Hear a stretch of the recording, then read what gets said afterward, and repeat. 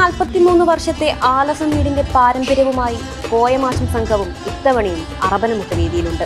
മുസ്ലിം കുടുംബങ്ങളിൽ ഒതുങ്ങാതെ അറബനമുട്ടിനെ ജനകീയ കലാരൂപമാക്കുന്നതിൽ നിർണായക പങ്കുവഹിച്ച കോയമാശ് ഇത്തവണ 5ഓളം ടീമുമായാണ് തിരുവനന്തപുരത്തെത്തി നിൽക്കുന്നത്.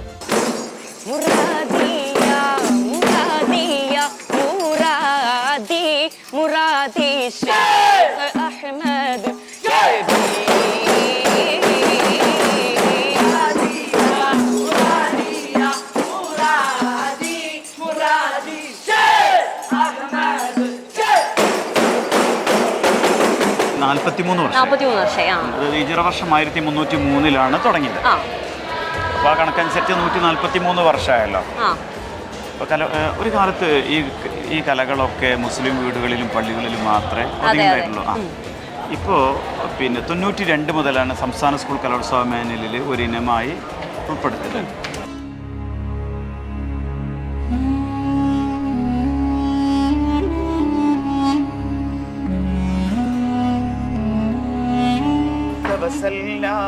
بسم الله وبالهادي رسول الله وكل مجاهد لله وأهل البدير يا الله تبسلنا بسم الله وبالهادي رسول الله وكل مجاهد لله وأهل البدير يا الله.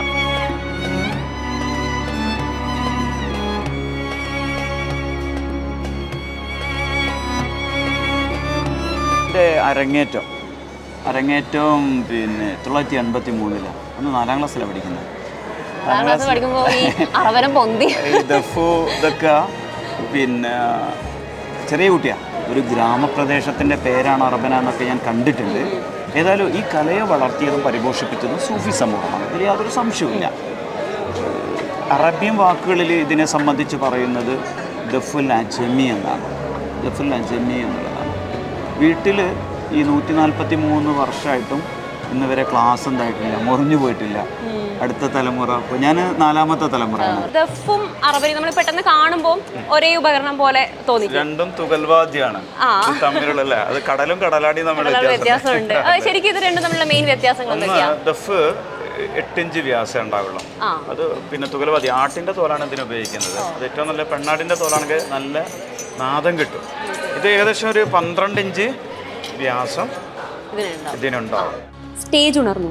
കുട്ടികൾ കൊട്ടിപ്പാടി ചടുലമായി അറബന കളി തുടങ്ങി. അഭിമാനത്തോടെ, അതിലേറെ സന്തോഷത്തോടെ കോയമാശ് അത് ആസ്വദിക്കുകയാണ്.